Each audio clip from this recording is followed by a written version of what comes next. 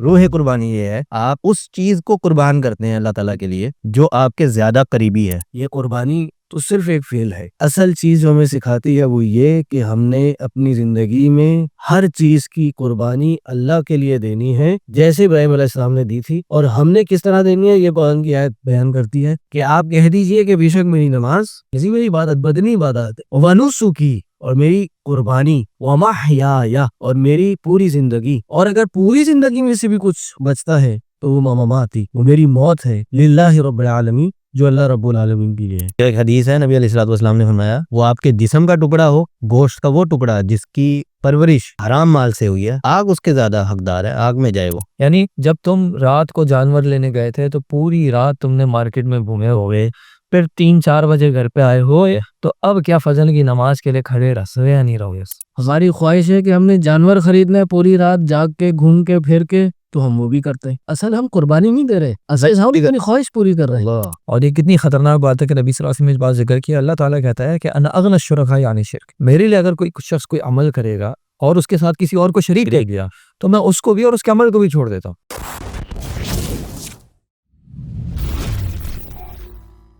جی شیخ عدیل جناب ذی الحجہ آ رہا ہے اہم ترین عبادت ذی الحجہ کی قربانی سال میں ایک ہی موقع ملتا ہے.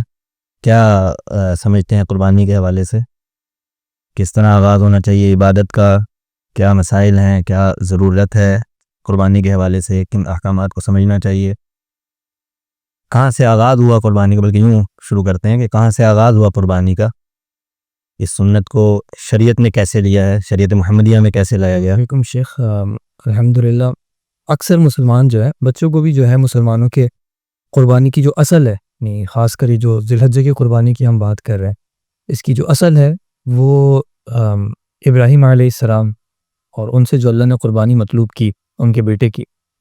یہ جو ہم ورڈ دیکھتے ہیں قربانی ویسے اس میں جو اگر لغت کے اعتبار سے دیکھیں تو قرب کا ایک معنی ہے کا قرب حاصل کرنا یعنی قرب حاصل کرنے کا ایک ذریعہ کہ انسان سے کوئی چیز مطلوب ہے کہ وہ اللہ کا قرب حاصل کرے.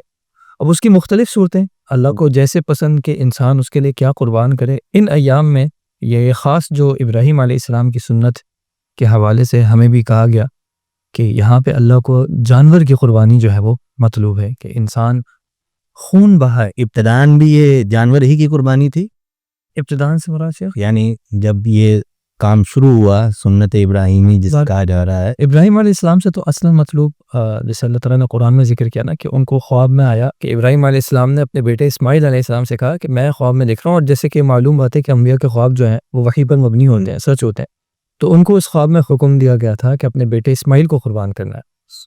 تو اصلا تو ان سے مطلوب بیٹے ہی قربانی تھی اور وہ ابراہیم علیہ السلام تھے. قال له ربه اسلم قال اسلمت کہ جب ان سے کہا گیا کہ هذا الذي اريد جو میں سوچ رہا تھا فرما برداری اختیار کرنی ہے تو ان کے فوراً بس جواب کہ بس بیٹا ہو یا کچھ بھی ہو قربان کرنا ہے.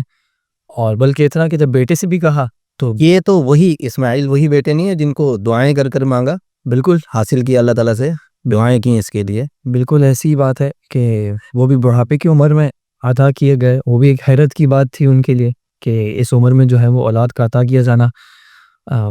ہم تو اگر 20-30 سال کی عمر میں بھی بیٹا ہوتا ہے تو اس سے جو ایک محبت ہوتی ہے اس کی جو ایک چاہت ہوتی ہے وہ پھر ایک طویل عرصے کے بعد مانگ کے اور پھر وہ اللہ کی طرف سے عطا ہو اور پھر اسی رب کی طرف سے جس نے عطا کیا ہے اسی کی طرف سے تقاضا مطالبہ ہے کہ اس کو قربان کرنا ہے. ایک اگر تھوڑا سا شیخ وضاحت کرنا چاہیں شیخ تھا کہ شیخ اسماعیل علیہ السلام کی کیا عمر رہی ہوگی جس وقت یہ مطالبہ ہوا کیونکہ یہ بھی ایک بہرحال بحث کا مرکز رہتا ہے کہ ان کی عمر کیا تھی جوانی کا دور تھا یا بہت چھوٹے تھے کیا سمجھتے ہیں؟ جب یہ بتا رہے تھے تو میرے بھی ذہن میں بات آ رہی تھی جی کہ اس میں اسماعیل علیہ السلام کی جو عمر ہے نا اس کو بھی سامنے رکھنا بڑا امپورٹنٹ ہے.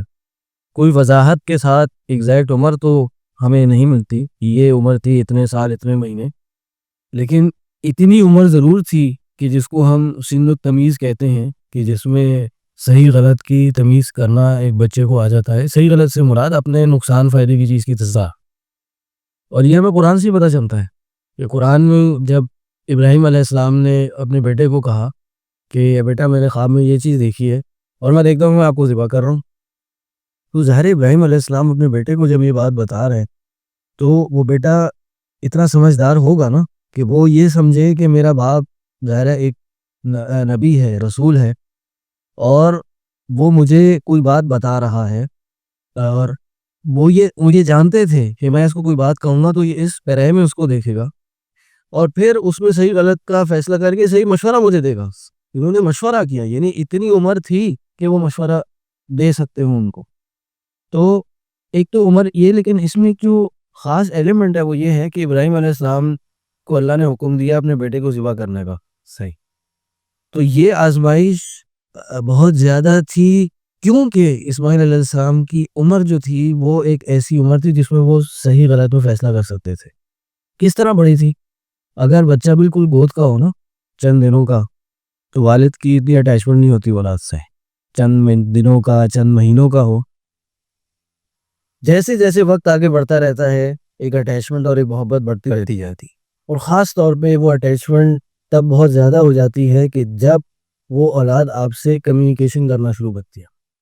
جب آپ کوئی بات بولیں اور وہ آگے سے آپ کو کوئی رسپانس دے، اور خاص طور پہ وہ اولاد جب اتنی مطیع و فرما بردار ہو کہ آپ اس کو ذبح کرنے کا حکم دے رہے ہیں، مطلب بتا رہے ہیں، حکم نہیں دے رہے، آپ بتا رہے ہیں کہ میں تمہیں ذبح کرنے والا ہوں، اور وہ سامنے سے جواب دے کہ اے ابا آپ کو جو حکم ہے آپ کر بھی دیں، میں تیار ہوں. سو یہ اتنی بڑی آزمائش تھی ابراہیم علیہ السلام پر.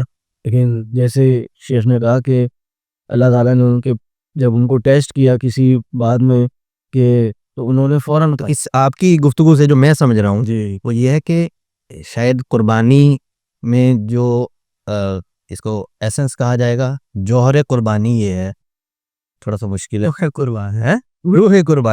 روح قربانی یہ ہے کہ آپ اس چیز کو قربان کرتے ہیں اللہ تعالیٰ کے لیے، جیسے شیخ نے کہا کہ قرب حاصل کرنے کے لیے اللہ کا جو آپ کے زیادہ قریبی ہے.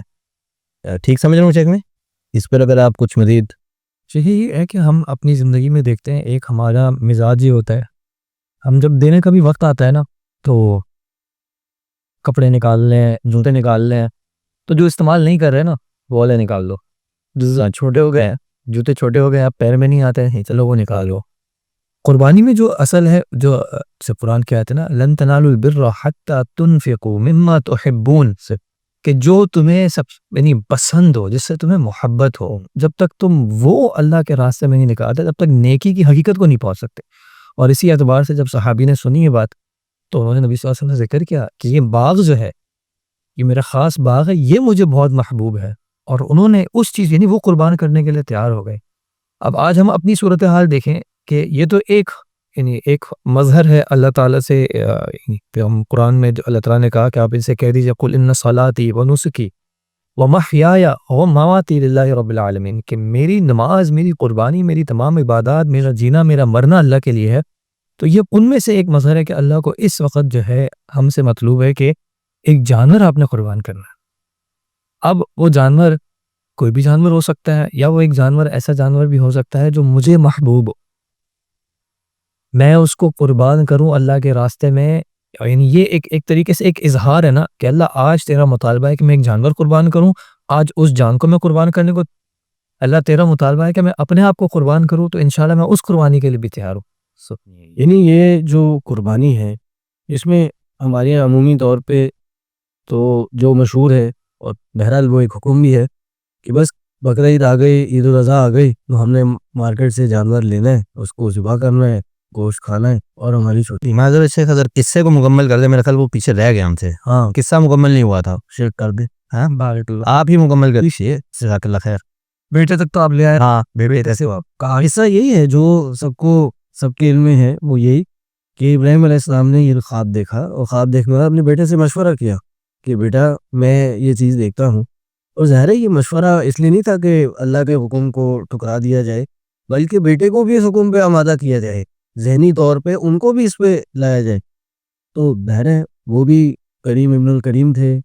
حلیم کا ذکر ہے اچھی کے بارے میں. جی یعنی جب ابشرناہ بغلام حلیم. ہاں لیکن حدیث میں وہ آتا ہے نا کہ اللہ کے نبی صلی اللہ علیہ وسلم نے جب یوسف علیہ السلام کا تذکرہ کیا تو ان کا تعلق اس طرح ملا ہے، کریم ابن الکریم ابن الکریم ابن الکریم، اور اس میں تو اسحاق علیہ السلام سے ایک سلسلہ شروع ہو جاتا ہے، لیکن ان کو بھی ظاہر ہے کلیم ہی کہیں گے ہم بے شک. اور پھر یہ نبی ابن النبی تھے، صحیح ہے. تو انہوں نے بھی یعنی کہ کوئی دوسری رائے کا اظہار نہیں کیا، کہا کہ بس ابا آپ کو اور بھی تو فضائل پا سکتی ہے. آپ بات کنٹینیو کر دیجیے گا. آپ کہیں معذرت واللہ معذرت آپ کر لیں. میں واپس لے آؤں گا آپ کو انشاءاللہ. فضیلت ہوتی ہے جانبین سے. ایک تو آپ دیکھ رہے ہیں کہ نبی ابن نبی ہے، نبی علیہ الصلوۃ والسلام کا جو نسب تھا وہ بھی جناب اسماعیل سے جڑتا تھا. یہ بھی تعلق جو ہے وہ یہ بھی جناب اسماعیل کی فضیلت کے طور پر ذکر ہوتا ہے. یعنی آپ دیکھیں نا، ان دونوں کو دو ذبی کہا جاتا ہے. ٹھیک ہے، اللہ کے نبی صلی اللہ علیہ وسلم کو دوسرا ذبی، دو ذبیحوں میں دوسرا ذبی کہا جاتا ہے، بلکہ اللہ کے نبی صلی اللہ علیہ وسلم کو نہیں، اللہ کے وسلم کے والد کو. یعنی ایک ذبی تو یہ اسماعیل علیہ السلام تھے، اور دوسرے جو ذبی تھے وہ نبی علیہ السلام کے والد عبداللہ تھے. وہ پھر ظاہر ایک ہسٹری ہے کعبہ کی، اور اس میں جس طرح ان کے جو والد تھے عبد المطلب نے ان کو پیش کیے. ان کو پیش کیا تھا. تعلق تو قریب ان سے مل ہی جاتا ہے. تو بہرحال واقعے کی طرف اس طرح آتے ہیں. تو انہوں نے اپنے والد نے اپنے بیٹے سے مشورہ کیا، اور مشورے میں انہوں نے کہا ابا جو آپ کو حکم ہوا ہے آپ کر گزر، آپ مجھے ضرور صبر کرنے والوں میں سے پائیں گے انشاءاللہ. تو پھر اس کے بعد وہ اس طرف گئے اور پہاڑ پہ پہنچے، اور اس جگہ پہ جو ہے جب ان کو ذبح کرنے کا ارادہ کیا، تو پھر اللہ کی طرف سے یہ آواز آئی، نہ ہوگی آواز یہ آئی کہ بس آپ نے ان کو ذبح نہیں کرنا، بلکہ اس کی جگہ آپ کو ہم نے ایک مینڈا دے دیا ہے جس کو آپ نے ذبح کرنا ہے. تو انہوں نے اس مینڈے کو ذبح کیا، اور یہ اللہ کی طرف سے ایک بہت بڑی بشارت تھی کہ بھئی اللہ نے آپ کو ایک آزمائش میں، ایک ٹیسٹ میں مبتلا کیا، اور آپ نے اس کو پورا کیا. اور اس کی جگہ بیٹے کی قربانی نہیں دینی، بلکہ آپ نے اس مینڈے کی قربانی دینی ہے. اور آج مسلمان یعنی نبی علیہ السلام کی امتی اس بشارت کو، اور اس جو ایک قربانی دینے کا جو جذبہ تھا جو اس ابراہیم علیہ السلام نے دیا تھا، اس کو یاد کرنے کے لیے ہم یہاں پہ آنا. میں شیخ یوسف وسیم کو ذکر کرنا چاہتا تھا کہ خیر قربانی سے تو اتنا ریلیونٹ نہیں ہے، لیکن چونکہ بات ذکر ہوئی ہے جو شیخ نے ایسے ذکر کیا کہ اسماعیل علیہ السلام کا فوراً جواب کیا تھا، یا ابت افعل ما تؤمر، جو آپ کو حکم دیا گیا ہے. یعنی یہ والد کی ہی تربیت ہے نا کہ بیٹا اللہ کے حکم کے سامنے ہم نے کسی اور بات کو نہیں دیکھ رہا ہے. اور پھر بیٹا بھی کیا کہہ رہا ہے، ستجدنی انشاءاللہ من الصابرین، کہ میں اپنی طرف سے کوشش کروں گا. ٹھیک ہے، یا ظاہر سی بات ہے میرے گلے پہ چھری آنے والی ہے انسانی اعتبار سے، میں اپنی طرف سے پوری کوشش کروں گا انشاءاللہ اللہ مجھے جو ہے وہ صبر عطا کرے. اب اس اعتبار سے ہمیں دیکھنا ہے کہ جیسے شیخ نے ذکر کیا کہ اپنی اولاد کو اس پر آمادہ کرنا، یہ قربانی آسان کام نہیں ہوگا، باپ کے لیے بھی مشکل ہے، اور جس کو لٹایا جا رہا ہے، تیار کیا جا رہا ہے، اس کے لیے بھی مشکل ہے. ہم اپنی اولاد کو اس اعتبار سے اللہ کی فرما برداری کرنے کے لیے، اللہ کے حکم پر عمل کرنے کے لیے کتنا تیار کرنا ہے. اور جیسے ہم انشاءاللہ آگے یہ قربانی کے حوالے سے ذکر کریں گے کہ یہ ہم نے اپنی فیملی سے بھی دیکھا ہے جی کہ جب والد قربانی میں انٹرسٹڈ ہوتا ہے، گھر کا سربراہ قربانی یعنی ہم جو کرتے ہیں جانور کو لانا، جانور کو پالنا، کچھ ایام تک رکھنا، پھر عید کے دن ایام میں سے کسی یوم میں اس کو قربانی کرنا، اس کے لیے قصائیوں کا انتخاب کرنا. پھر والد اگر انٹرسٹڈ ہوتا ہے کہ میں جانور پہ جو ہے چھری اپنے ہاتھ سے پھیروں، تو یہ شوق اور رغبت ہم دیکھتے ہیں کہ اولاد میں ٹرانسفر ہوتی ہے. بالکل اولاد بھی پھر اس کے لیے یہ چیز میٹر رہتی ہے نہیں ہے. والد نے اتنا جو ہے وہ اہتمام کرتے تھے، خود جاتے تھے، شوق سے پسند سے جانور لاتے تھے، پھر وہ اس کے ساتھ کچھ دنوں کا جب ایک تعلق بن جاتا ہے، ایک اٹیچمنٹ بن جاتی ہے، اور پھر اس اٹیچمنٹ کو اللہ کے لیے قربان کرنا، تو پھر وہ اولاد جو ہے یعنی ہم نے جو چیک کرنا ہے کہ کیا یہ ایکسپیرینس ہم اپنی اولاد کو دے پا رہے ہیں کہ بیٹا ہم قربان کر رہے ہیں اللہ کے حکم میں. تو پھر ہم اپنی اولاد سے یہ توقع رکھیں کہ آگے ہم زندگی میں ان سے اللہ کی خاطر پہ قربانی چاہتے ہیں، تو وہ اولاد کہہ سکے یا ابتی افعل ما تؤمر. سبحان اللہ. تو کیا آپ سمجھتے ہیں، آپ یہ سمجھ رہے ہیں، میں جو سمجھا ہوں آپ کی بات سے، آپ یہ سمجھ رہے ہیں کہ قربانی صرف جانور کو ذبح کر لینا یہ ایک عمل ضرور ہے، لیکن اس کو آپ اپنی زندگی میں کیسے ٹرانسفر کرتے ہیں اس عمل کو؟ بالکل شیخ، کہ آپ یہ قربانی تو ایک دن مطلوب ہے نا ساتھ کی، باقی جو پورے جو 365 میں سے -3 ڈیز آپ کر لیں تو باقی دن جو دن ہے 4 دن چاہوں جگہ کی اس کا خلاصہ کلام یہ ہے کہ یہ جو قربانی آتی ہے، جو ہمیں جانور ذبح کرنے کی پریکٹس کرائی جاتی ہے، یہ اصل اس جذبے کی یاد ہے جو ابراہیم علیہ السلام میں ڈالا گیا تھا، یا ان کا ایک جذبہ تھا۔ اور اس کے بارے میں قرآن نے کیا کہا کہ جب اللہ نے ابراہیم علیہ السلام کو کئی ایک آزمائشوں میں ڈالا، امتحانوں سے آزمایا، فَتَمَّهُمْ اِذَا ابْتَلَىٰ إِبْرَاهِيمَ رَبُّهُ بِكَلِمَاتٍ فَأَتَمَّهُمْ، تو ساری کی ساری آزمائشیں ابراہیم علیہ السلام نے پوری کرنی، جتنے امتحان کی، یعنی کیا کرنا ہے کیا نہیں کرنا، وہ ساری کی ساری پوری کی۔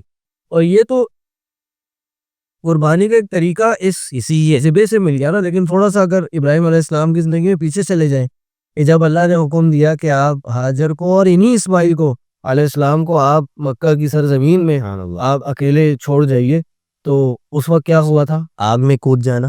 جی، یعنی وہ بھی آپ دیکھیں کہ وہ بھی اللہ کی حکم کی طرف سے سراسر، یعنی اللہ نے جو کہا ہے وہ کرنے کے لیے کچھ بھی قربان کر دینا، یہاں تک کہ اپنی جان، اپنی بیوی، اپنے بچے، جو ہو۔ اور دیکھیں پھر اس میں سپورٹنگ کیریکٹر پھر ان کی وائف کا بھی تھا کہ وہ جب اس زمانے میں چھوڑ کے گئے تو ان کو بھی پتا تھا۔ یعنی ایک بات تو یہ کہ یہ جو قربانی کا فعل ہے، جانور ذبح کرنے کا فعل، یہ یاد دلاتا ہے ابراہیم علیہ السلام کے قربانی کو، اور اصل جو جذبہ ان کے دل میں تھا اور اللہ کے لیے جذبہ تھا، اس دین کے لیے تھا۔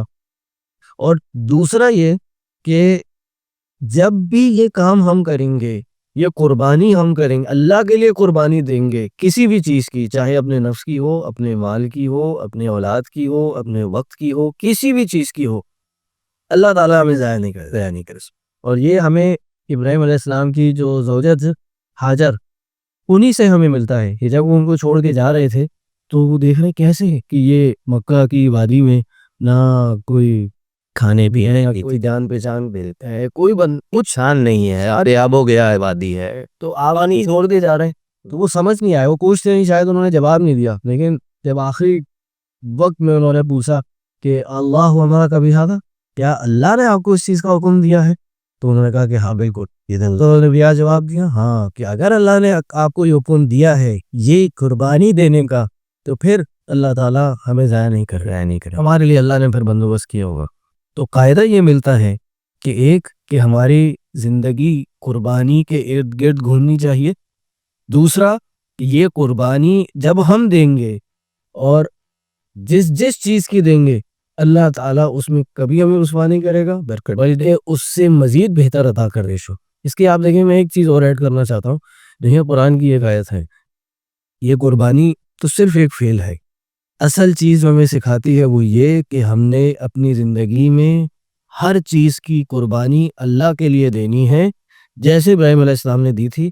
اور ہم نے کس طرح دینی ہے، یہ قرآن کی آیت بیان کرتی ہے، وہ کہتی ہے قُلْ إِنَّ صَلَاتِي وَنُسُكِي وَمَحْيَايَ وَمَمَاتِي لِلَّهِ رَبِّ الْعَالَمِينَ، کہ آپ کہہ دیجئے کہ بے شک میری نماز، میری عبادت بدنی عبادت ہے، وَنُسُكِي اور میری قربانی، یہ اس سے تعلق رکھتی ہے، وَمَحْيَايَ اور میری پوری زندگی، اور اگر پوری زندگی میں سے بھی کچھ بچتا ہے تو وہ مماتی، وہ میری موت ہے، للہ رب العالمین، جو اللہ رب العالمین کے لیے ہے۔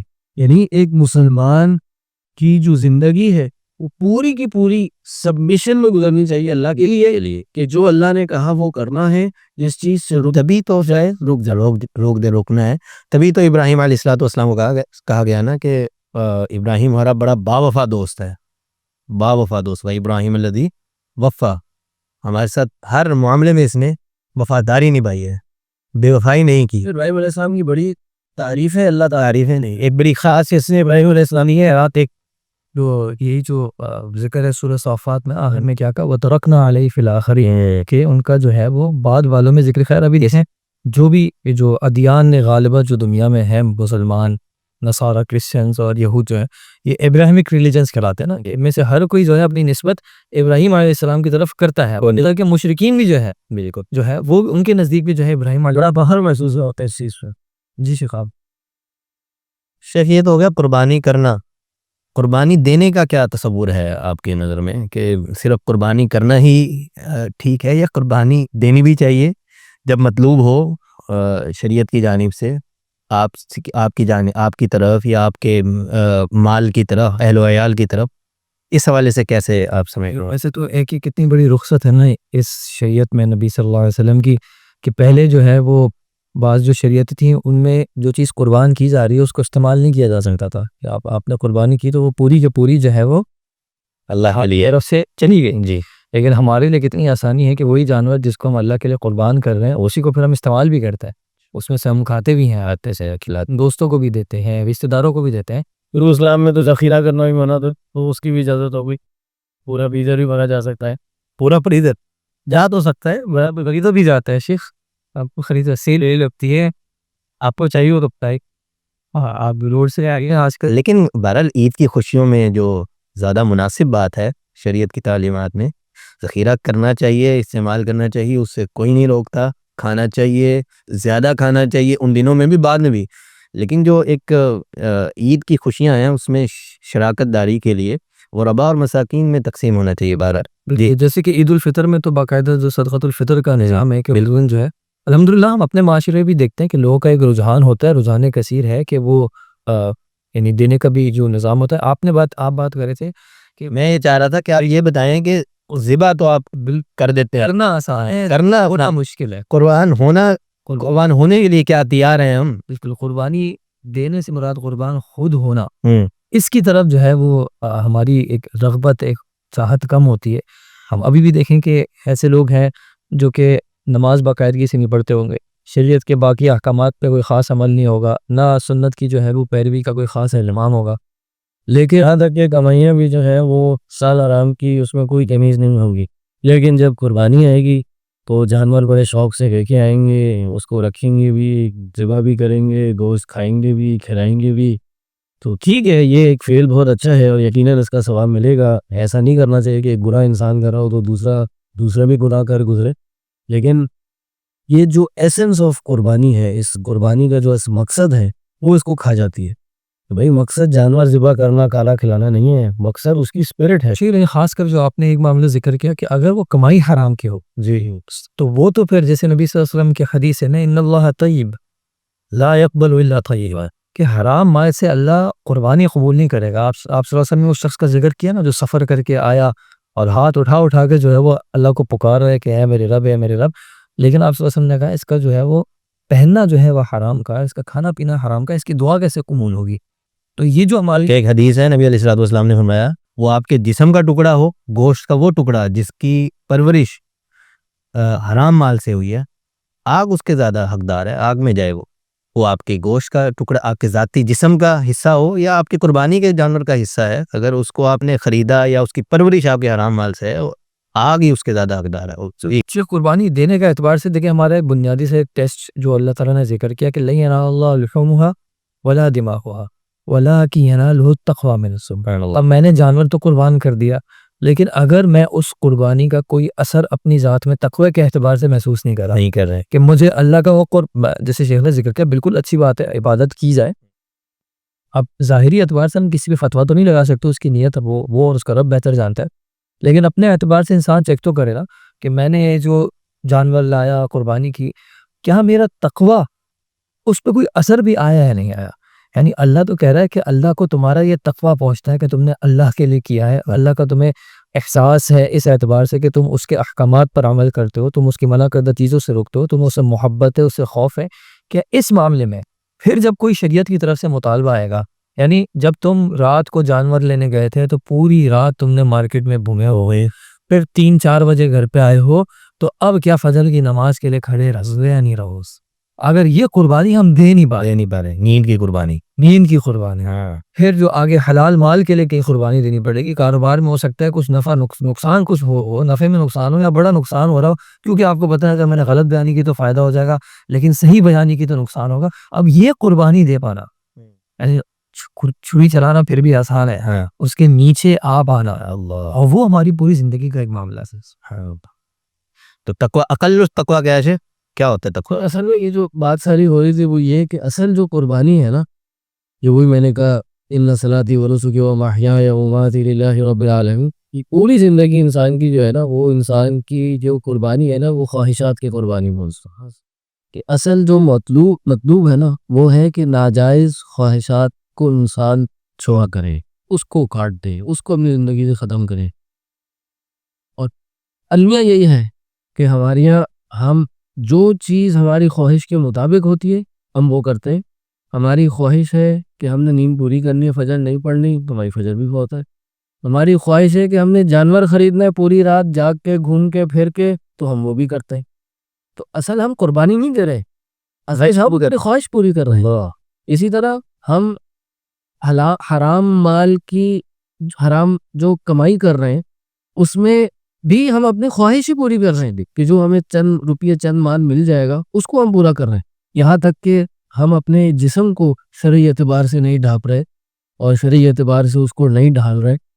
تو ادھر بھی شریعت سے مطلوب ہے کہ ہم اپنی شہوات کی، اپنی خواہش کی قربانی دیں. تو آیت آپ نے بڑی شیخ، لن ینال اللہ لحومها ولا دماؤها ولکن ینالہ التقوی منکم. آج ہم دیکھتے ہیں کہ یہ جو آیت ہے جو خاص اسی تناظر میں پیش کی گئی سورۃ الحج میں، قربانی کا ہی تذکرہ چل رہا ہے، وہیں پر اس آیت کا موجود ہونا، پھر خاص طور پر گوشت اور خون کا تذکرہ ہونا.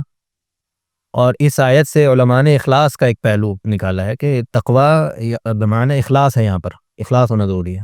تو آج تو بڑا واللہ عالم، اللہ تعالیٰ حفاظت فرمائے، بڑا منافی نظر آتا ہے لوگوں کا انداز قربانی کو، خاص طور پر قربانی کو لے کر، کہ جو انداز ریاکاری کا اور میلے لگانا اور پھر اس کے جو ہے وہ مختلف پروگرامز رکھنا، اس حوالے سے کیا کہیں؟ شیخ قربانی کے اعتبار سے آج ہم اپنے معاشرے میں خاص کر دیکھتے ہیں تو دونوں افراط اور تفریط کے شکار ہیں کہیں ہو. ایک جیسے آپ نے ذکر کیا کہ وہ باقاعدہ ٹینٹ بھی لگ رہے ہیں، اعلان بھی ہو رہے ہیں اور مہمانوں کے لیے کرسیوں کا انتظام بھی ہو رہا ہے. صاحب بھی ذکر کر رہے تھے، مجھے بھی یاد آیا کہ فوڈ سٹورز کہ انہوں نے فوڈ سٹورز والوں سے بھی وہ جو ہے وہ کیوں کو پتہ ہے سالانہ حملے پائے گی ابھی چلتا ہے، تو اس اعتبار پھر پارکنگ کا بھی انتظام وغیرہ. تو کہیں نہ کہیں ہم ان کی پارکنگ کا انتظام ہو جاتا ہے، ہماری پارکنگ ماری جاتی ہے. ابھی کل میں پونا گھنٹہ تقریباً اپنے جو آفس کے قریب ہے اس میں بس گھوم رہا تھا، کسی طرح کوئی جگہ مل جائے تو ٹینٹ لگ جاتا ہے، بڑی وہ وکیلیں سے تو لگ جاتی ہیں، پھر اس کے بعد کوئی کسی کو فکر نہیں ہوتی. ذرا اس حوالے سے ذکر کیجیے گا ذرا اخلاص کے. تو یہ کہ ہم کسی کے دل پہ تو فتویٰ نہیں لگا سکتے، لیکن کچھ امور جو ظاہری اعتبار سے ہیں، دیکھیں صحابہ کو نبی صلی اللہ علیہ وسلم کی حدیث ہے نا کہ اخوف ما اخاف علیکم الشرک الأکبر، کہ جو خوف کی جانے والی چیزوں میں سے سب سے زیادہ مجھے تم پر جس چیز کا خوف ہے وہ یہ شرک اصغر ہے. جب صحابہ نے پوچھا کہ وہ کیا ہے، اور صلی اللہ علیہ وسلم نے کہا ریا، کہ نہیں انسان عمل کرے اور اس عمل میں اس کا قصد اللہ کی رضا کے علاوہ کچھ اور شامل ہو جاؤ، یا تو بنیادی طور پہ ہی کچھ اور ہو یا شامل بھی ہو جائے. اور یہ کتنی خطرناک بات ہے کہ نبی صلی اللہ علیہ وسلم نے بات ذکر کیا. اللہ تعالیٰ کہتا ہے کہ انا اغنی الشرکاء عن الشرک، میرے لیے اگر کوئی شخص کوئی عمل کرے گا اور اس کے ساتھ کسی اور کو شریک دے دیا تو میں اس کو بھی اور اس کے عمل کو بھی چھوڑ دیتا ہوں. دیوی بعض لوگ اپنے اس میلے وغیرہ کے لیے یا جو یہ تماشے لگاتے ہیں قربانی سے متعلقہ، اس کے لیے یہ حجت پیش کرتے ہیں کہ شوق ہے جی ہمیں قربانی کرنے کا، ہمارے ابا کو بھی شوق تھا، ہم بچپن سے قربانیاں خریدتے آ رہے ہیں، اب ساری رات لگا کر قربانیاں خریدتے ہیں. تو اس کیا شوق حجت اور دلیل ہو سکتی ہے کہ آپ اس طرح کے میلے لگائیں قربانی سے؟ صرف یہی سوال انسان نماز کے لیے بھی کر لے، نماز پڑھتے وقت جو ہے وہ پینٹ لگائے، کیمپیں منگوائے، اور مطلب ایک آر آتی ہے نا یہ سوچ سے ہی کہ میں اپنی عبادت کو اس طرح لوگوں کے سامنے اس طرح اجاگر کروں، لوگوں کو بتاؤں. اور پھر صرف یہی نہیں، دیکھیں شوق کی بات خیر ایک شوق ایک الگ ہی مسئلہ ہے. اگر کوئی کچھ کہہ جائے گا تو مجھے برا بھی لگے گا.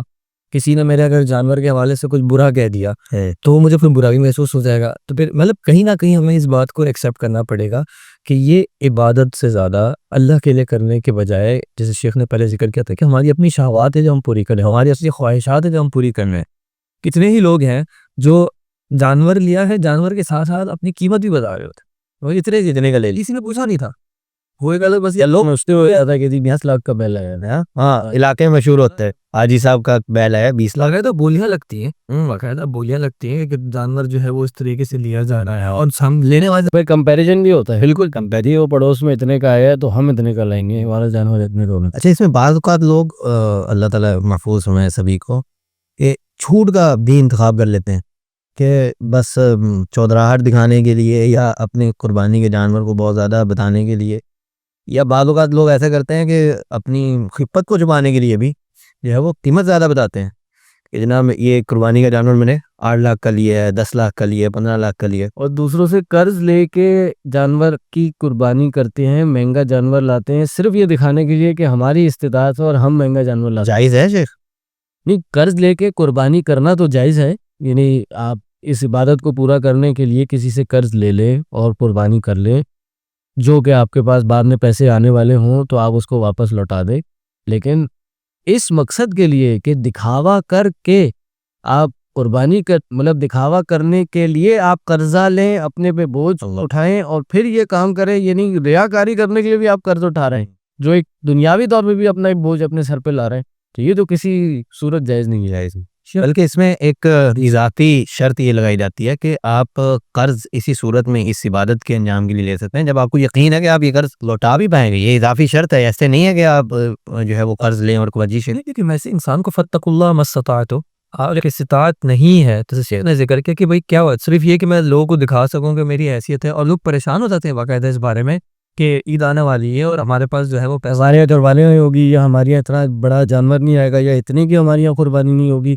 تو وہ صرف ایک سوسائٹی کا پریشر اوائڈ کرنے کے لیے، یا ایک سوسائٹی کی جو باتیں ہیں وہ اوائڈ کرنے کے لیے اس پریشر کو لے لیتے ہیں اور پھر اس قرض کی طرف چلے اور پھر اس میں ہمیں بھی یعنی ایک تو ہے جو لوگ اس طرح کر رہے ہیں، لیکن جو ان کے ٹینٹ میں جانے والے لوگ ہیں، جو ان کے جانوروں کو جا کے دیکھنے والے لوگ ہیں، ان کو بھی خیال رکھنا چاہیے کہ کسی کی عبادت کا ایک معاملہ ہے. ٹھیک ہے اس نے ٹینٹ لگایا ہے، ٹھیک ہے اس نے کہ میں کیوں جا کے دیکھوں، میں نے کیوں اس کو جو ہے ایک تفریح گاہ بنایا ہوا ہے، میں کیوں اپنے بچوں کو بھی لے جا رہا ہوں کہ آؤ چلو آج فلاں جگہ پہ جاتے ہیں، وہاں پہ جو ہے بہت اچھے اچھے جانور ہیں. ایک منڈی ایک الگ چیز ہے، وہاں پہ تو جانور بکنے کے لیے آیا ہے، چلے وہاں پھر بھی کوئی ایک گنجائش بن جائے کہ آپ چلے جائیں، آپ چلے رہے. لیکن کسی نے کوئی اپنے گھر کے پاس جانور لایا ہے، آپ جا کے بچوں کو لے جا کے ہم دکھا رہے ہیں، تو اللہ عالم یہ آپ دے جائے. والے میں کوئی مسئلہ ہے کیا؟ ویسے کہ میرا سوال ہے، اگر تو بالکل مسئلہ ہے سارا. کیا بالکل مسئلہ ہے؟ ریاکاری کیا ہے؟ نبی علیہ الصلوۃ والسلام نے فرمایا، حدیث ہے غالباً سنن ابی داؤد کی غالباً روایت ہے، کہ اگر کوئی شخص نماز پڑھے اور اس مقصد کے لیے لوگوں کو دیکھتے ہوئے کہ وہ مجھے دیکھ رہے ہیں اور میں اپنی نماز کو اس کے اندر استحسان پیدا کر دوں، خوبصورتی پیدا کر دوں، تو یہی تو اصل ریاکاری ہے. نہیں ہے. مجھے پتا ہے کہ میرے بھائی کے گھر میں جانور آ گئے اور وہ خالص اللہ کے لیے جانور لائے ہیں، تو میں اپنے بچوں کو لے جاؤں گا، چلو یار جانور دیکھ لیتے ایک تفریح کے لیے، اس میں تو کوئی مسئلہ نہیں ہونا کہ اس کی بات نہیں کرتا. ایسی جہاں پہ مواقع جیسے ہم نے ذکر کیا کہ باقاعدہ میلہ لگتا ہے، ڈول وغیرہ بھی کچھ جگہوں پہ. ایسے میں ایک اور بہت بڑا مسئلہ یہ ہے کہ ہمارے یہاں یہ بات ریاکاری کی چل رہی تھی اور بات اخلاص کے منافی معاملات کی چل رہی تھی. تو اس میں دوسروں کو اس اخلاص کے منافی کرنے کے اور اخلاص کے رینج جانے کی ایک اور بات یہ ہے کہ آپ دوسروں سے اس کے جانور کے ریٹ پوچھیں کہ یار یہ کتنے کا لیا تم نے. وہی بات ہے اگر آپ منڈی جا رہے ہیں اور اپنی نو ہاؤ کہ یار مجھے بھی لینا ہے تو آپ نے مشورہ دن، وہ ایک الگ بات ہے. لیکن صرف میں چیک کرنے کے یار کتنا مہنگا جانور ہے، چلو یار ریٹ پوچھو، اور اس پہ سونے پہ سہاگا آپ کسی کے جانور کہیں یار یہ تم نے مہنگا لیا ہے، یہ تو بہت مہنگا لے لیا، تو وہ بیچارہ جو ہے وہ ڈیموٹیویٹ ہو جائے. تو کہنے والے نے بھی غلطی کی کہ یار بہت مہنگا لے لیا. اول تو سوال بھی پوچھنا چاہیے، اگر پوچھ لیا تو یہ کامنٹنگ نہیں کرنی چاہیے، اور اگر کر بھی دی کسی نے تو جس پہ کامنٹ ہو رہے تو اس کو اس پہ کوئی اثر نہیں لینا چاہیے. کیوں؟ کیونکہ بھائی ایک تو اس نے جانور لیا اللہ کے لیے، بالکل ٹھیک ہے. آج جو 2-3 لاکھ روپے کا جانور ہے، آج سے کئی سالوں پہلے یہ میرا خیال ہے کہ 25% قیمت پہ بھی نہیں ہوگا، ٹھیک ہے نا. تو کیا اس زمانے میں جس نے 50-60 ہزار کا جانور قربان کیا تھا آج وہ 3 لاکھ کا ہو گیا، تو کیا اس کو ثواب میں کوئی فرق ملا ہے؟ یعنی پیسے زیادہ خرچ کرنے سے سیم جانور پہ کوئی فرق پڑ رہا؟ اصل مقصد تو اس نے جو جانور خریدا ہے وہ اپنی استطاعت کے مطابق خریدا ہے، اس کو اجر ملے گا کہ جو اس نے اللہ کی راہ میں پیسے لگا کر ایک جانور ذبح کر لیا. اب وہ 25-50 ہزار مہنگا لیا، 25-50 ہزار سستا دیا، اثر تو جذبہ ہے. لَن يَنَالَ اللَّهَ لُحُومُهَا وَلَا دِمَاؤُهَا، یعنی اللہ کو یہ خون اور یہ جو گوشت نہیں پہنچتا، وہ اصل وَلَٰكِن يَنَالُ التَّقْوَىٰ مِنكُمْ، یعنی اصل جو پہنچتی ہے وہ تقویٰ پہنچتا ہے. تو بھائی اس تقوی کی بنیاد پہ اگر کسی نے دیا ہے تو اس میں پریشان ہونے کی ضرورت نہیں. اس میں عباد الرحمن کا جو وصف ذکر ہوا، اس میں عبارت اسراف اور جو ہے بخیلی سے بچنا ہی چاہیے. ہم نے ابھی آیت سنی ہے، والذین اذا انفقوا لم یسرفوا ولم یقتروا وکان بین ذلک قواما، درمیان ہونا چاہیے. قربانی میں آپ کا شوق، اظہار وہ کثرت سے بھی ظاہر ہو سکتا ہے. لازمی نہیں ہے کہ آپ مہنگا لے کر ہی جو ہے وہ اپنے شوق کا اظہار کریں گے. نبی علیہ الصلوۃ والسلام نے حجۃ الوداع کے موقع پر علی رضی اللہ تعالیٰ عنہ کی روایت سے 100 تقریباً جانور ذبح کیے. اس میں سے اکثریت خود کی اور پھر کچھ دیگر صحابہ کے حوالے کر دیے کہ آپ لوگ ذبح کریں. تو کثرت کی شوق کا اظہار کیا جا سکتا ہے کثرت کے ذریعے بھی. لازمی نہیں ہے کہ مہنگا ہی ہو تو کثرت ہو.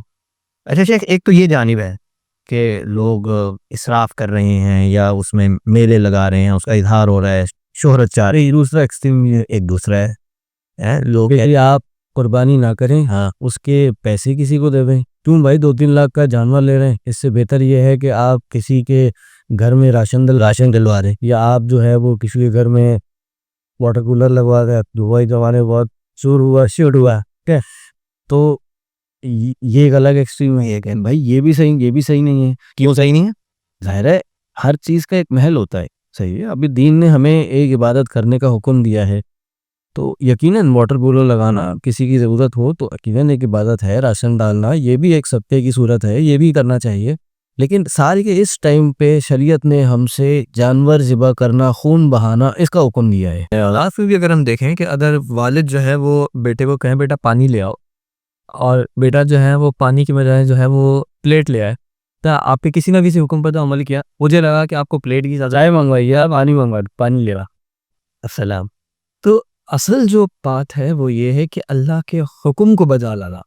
پھر شریعت کے جو احکامات ہوتے ہیں وہ ہر وقت عقل کے تابع اس طرح نہیں ہوتے کہ مجھے جو سمجھ میں آئے، یعنی حکمتیں ہوتی ہے. اللہ تعالیٰ کا ہر حکم جو ہے وہ حکمت پر مبنی ہے. لیکن جیسے علی رضی اللہ عنہ کا جو فعل ہے کہ اگر شریعت یعنی جو احکامات صرف عقل کے اعتبار سے ہی ہونے ہوتے تو مسح جو ہے وہ نیچے سے نیچے ہونا تھا.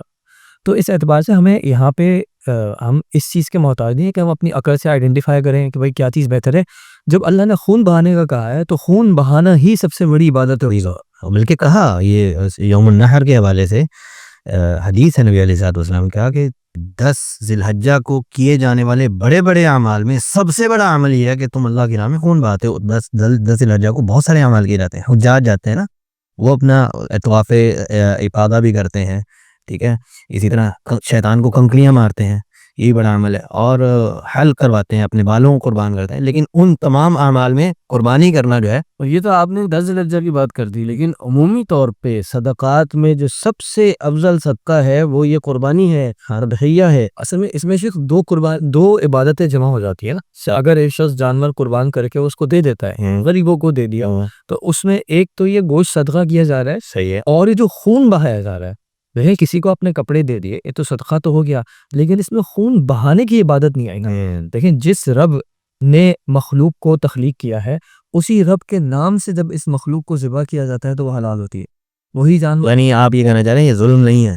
یہ بھی لوگوں کا اعتراض ہے. لوگ کہتے ہیں کہ بھئی ایک ہی دن میں آپ لوگ کروڑوں اربوں کے جانور اور لاکھوں جانور ذبح کر دیتے ہیں، یہ ظلم نہیں ہے جانور کے ساتھ؟ تو اس سے جو اتنے بڑی بڑی ہمارے جو ریسٹورنٹس کی چینز کے سلاٹر ہاؤسز میں اور فیکٹریز میں ڈیلی بیسس پہ اتنے جانور ذبح ہو رہے ہوتے ہیں، جس کے ہم مزے کے سٹیکس اور بیف برگرز اور مٹن روش اور مندیز کھا رہے ہو، ان کا کیا تعلق ہے؟ ادھر پیچھے جانور کون سے؟ سبحان اللہ. اور صرف یہ کسی زمین سے دوڑی کی کوئی کبرا اس طرح کسی کے بعد بھی ذکر کی کہ جو جانور ذبح کیے جاتے ہیں، آپ دیکھیں اللہ نے ان میں ایک برکت رکھی ہے، آپ کو ان کی کمی نہیں ملتی دنیا میں. ایسا نہیں ہے کہ وہ ریئر اسپیشیز آ رہے ہیں کہ دن میں جو جانور ذبح ہوتا ہے نا، اس کے گوشت کا ذائقہ ہی کچھ اور. تو جو یہ نہیں کھاتا نا، اس کو اس کی خوبصورتی اور لذت کا احساس نہیں ہے. کچھ لوگ یہ بھی دیکھے جاتے ہیں کہ جو ہے کمی جو نظر آتی ہے اس عبادت کے اعتبار سے، یہ بھی ہم دیکھ رہے ہوتے ہیں کہ لوگ اب اس طرح اس عبادت کو اہمیت نہیں دے پا رہے کہ ایک، یعنی جیسے ہم نے ذکر کیا کہ ایک ایکسٹریم یہ ہے، دوسری ایکسٹریم یہ بھی ہے کہ لوگ کہتے ہیں بھائی یہ اجتماعی قربانی ہے، وقت قربانی میں پیسے لے دیے، اب یہ قربان ہو جان قربانے والا تو اس میں نہ اس قربانی میں شرکت ہوتی ہے، اور اس کو ذبح کرنے کا جو عمل ہے، نبی علیہ الصلوۃ والسلام اپنے ہاتھ سے ذبح کیا کرتے تھے. یہ بھی ایک ایکسٹریم ہے. بلکہ یہ کہ ایسی بھی ہم لوگ ملتے ہیں جو کہتے ہیں عید کا دن تو بہت بوریت کا دن ہوتا ہے، کچھ کرنا ہی نہیں ہوتا. تو نہیں ہے کچھ کرنے کا ہے، نماز پڑھ کے اگر آ بھی گئے آپ کیا کریں، وقت قربانی میں دے دیا تھا، اب سارا دن کچھ کرنے کو نہیں ہے. میرا تو خیال ہے سال کا سب سے اگر مصروف قریبی گزرتا ہے قربانی کا دن ہے. وہ اس اعتبار سے نا جب انسان واقعتاً قربانی میں انگیجڈ ہو، انوالوڈ ہو، کہ آپ نے جو ہے وہ جانور کے ساتھ معاملے. بعض تو لوگ یعنی ہم جانتے ہیں کہ ان کی کوشش ہوتی ہے کہ کوئی چھوٹا موٹا جانور ایسے بکرا وغیرہ وہ گھر میں خود ذبح کریں، خود بالکل ایسے بہت سے لوگ ہیں میرے بھی جاننے والے ہیں، وہ گائے لاتے ہیں اور انہوں نے سامان وامان رکھے ہوئے اپنے پاس، اپنے ہاتھ سے ذبح کرنا، کھال اتارنا، گوشت بنانا یہ ہے نہیں دیں اس دن کرتے ہیں اور ماشاءاللہ بڑے شوق سے دل سے، یعنی اوزار بھی پورے رکھے ہوئے، اور پھر نہ صرف یہ کاٹنا اس کے بعد اس کے تھیلے بنانا اور کراچی سے باہر دور کے علاقوں میں خود سپلائی کر کے آنا اور پھر رات دیر تک واپس گھر پہ آنا، اس لیے کہ کراچی میں تو بہت قربانیاں ہو رہی ہیں، بہت ڈسٹریبیوشن ہو رہی ہیں، لیکن اس گاؤں میں سندھ کا ایک گاؤں ہے وہاں جا کے قربانی کا گوشت رکھنا، بانٹنا، تاکہ یہاں والوں کو گوشت نوشے۔ دیکھیں دیکھیں نا، جو دنیاوی امور کے جو ایام ہوتے ہیں اس میں تو بہت تیاری بھی ہو رہی ہے، بہت پریپریشن بھی ہو رہی ہے، بہت ایک جذبہ بھی ہے، ایک رغبت بھی ہے، لیکن اللہ کے یعنی اللہ کی طرف سے عطا کردہ عید کا دن اور اس کی ہمارے دل خوشی کے اظہار کا دن ہے۔ حدیث میں آتا ہے نا کہ یہ دن جو ہے یہ کھانے پینے کا، کھانے پینے عید کا دن جو ہے ایام اور لین وشربن، کھاؤ پیو ان دنوں، صرف یہ دن، اس کے اگلے 2-3 دن، یعنی میں سمجھتا ہوں اللہ عالم علماء کی کیا رائے ہے، ان 3 دنوں میں ہمیں جو 1/3 پیٹ کا حصہ کھانے کا حکم ہے نا، اس میں شاید تھوڑا سا استثناء مل جاتا ہے۔ اللہ خیر، جزاک اللہ خیر۔ یہ ایک رخصت اور مزید ہمیں مل رہی ہے عید کے دنوں میں، مزید گوشت کھانا پینا 1/3 کے حساب سے ہے، ویسے تو عمومی طور پر پیٹ بھر کے کھانا جائز ہے، لیکن ایک مسلمان کا ٹارگٹ یہ ہونا چاہیے کہ وہ 1/3 حصہ کر کے کھائے، لیکن ظاہر ہے یہ خوشی کا دن ہے تو اس میں کچھ اگر زیادہ بھی کر لیتا ہے تو انشاءاللہ یہ عبادت میں ہے، میں سمجھتا ہوں یہ اس میں ثواب میں اضافہ ہی ہوگا، نہ کہ یہ جو ثواب کی کمی کی طرح، یہ بھی خیال رکھنا چاہیے۔ ٹھیک ہے کھانا پینے کا دن ہے، بہرحال شیخ کھانا پینا بھی چاہیے، لیکن اس میں اسراف نہیں ہونا چاہیے بہت زیادہ۔ اور ایک چیز اور میں آپ کو بتاؤں اس میں جو ہمیں دیکھنے میں ملتی ہے کہ ظاہر ہے جس چیز کی جب کبھی کبھار بہت کثرت ہوتی ہے نا تو اس کی قدر بہت کم ہو جاتی ہے، اور دیکھنے میں ملتا ہے کہ اتنا زیادہ گوشت تیار ہو یا کچا ہو وہ ویسٹ ہوتا ہوا نظر آتا ہے، یعنی بسا اوقات لوگوں میں قدر کھو جاتی ہے، تو اور خاص طور پہ جو جمع کرنے والے ہیں، مانگنے والے ہیں، مانگنے والیاں ہیں، یہ اپنے پاس بھرتے ہیں تھیلے اور پھر دے کے جاتے ہیں، اور جب تک شام ہوتی ہے یہ گوشت سڑ جاتا ہے، خراب ہو جاتا ہے اور وہ پہ کھانے میں نہیں آتا۔ تو اس میں خاص ایک تو احتیاط رکھی جائے کہ خود بھی جب صاحب استطاعت لوگ اس کو سنبھال رہے ہیں، استعمال کر رہے ہیں، تو ایک تو ویسٹیج سے بچیں، جی اتنا ہی پکائیں یا اتنا ہی اپنے پلیٹوں میں نکالیں جتنا کھا سکتے ہیں، اور ظاہر ہے جو بچ رہا ہے اس کو اچھے سے اس کو سٹور کر لیں، اور خود ضرورت نہیں ہے تو آگے ضرورت مند سیم کر دیں، بانٹ دیں۔ ضرورت مندوں کے حوالے سے اگر شیخ ایک آخری نقطہ اگر ہم ذکر کر دیں گے، بعض اوقات یہ جو گھروں پہ مانگنے والے ہوتے ہیں ان کی بہتات ہوتے ہیں ان دنوں میں، یہ جو پیشہ ور گداگر جنہیں آپ کہہ سکتے ہیں، وہ ذرا زیادہ ان دنوں میں ایکٹیو ہوتے ہیں اور لوگوں کے گھروں تک پہنچتے ہیں، جہاں قربانیاں ہوتی ہیں، سلاٹر، سب جگہ پہنچ کر اپنا حصہ لے لیتے ہیں۔ اس سلسلے میں سارے میں جو سفید پوش معاشرے کا طبقہ ہے، حصہ ہے، وہ رہ جاتا ہے۔ جو مانگتا نہیں ہے اپنی سیلف ریسپیکٹ کی بنیاد پر، وہ رہ جاتا ہے، وہ نظر انداز ہو جاتا ہے۔ تو بہت ضروری ہے کہ خاص طور پر وہ رشتہ دار جو آپ کے سفید پوش ہیں، جن کے ہاں قربانی نہیں ہے، ان کا اس حوالے سے خاص خیال کرنا چاہیے اور ان تک پہنچنا چاہیے، خود پہنچنا چاہیے۔ آپ کو لگ رہا ہے کہ وہ شاید آپ سے مانگ نہیں رہا، اس کی ضرورت نہیں ہے، لیکن اس کی ضرورت ہے اگر اس کے پاس قربانی نہیں ہے۔ تو جزاک اللہ خیر شیخ، بارک اللہ فیک، دونوں مشائخ کا بہت بہت شکریہ۔ اللہ تعالیٰ سے دعا ہے کہ ہماری ان قربانیوں کو قبول کر لے، اور جو ہم سوچ رہے ہیں، جو ہم نے گفتگو کی قربانی کے حوالے سے، روح قربانی کے حوالے سے، اس کو پانے کی توفیق دے، اور سال بھر اس قربانی کا سلسلہ جو ہے وہ ہمارے اعمال میں، ہمارے اللہ رب العزت کے ساتھ تعلق میں وہ جاری رہے۔ سبحانک اللہم ربنا بحمدک، اشہد ان لا الہ الا انت، استغفرک و اتوب الیک۔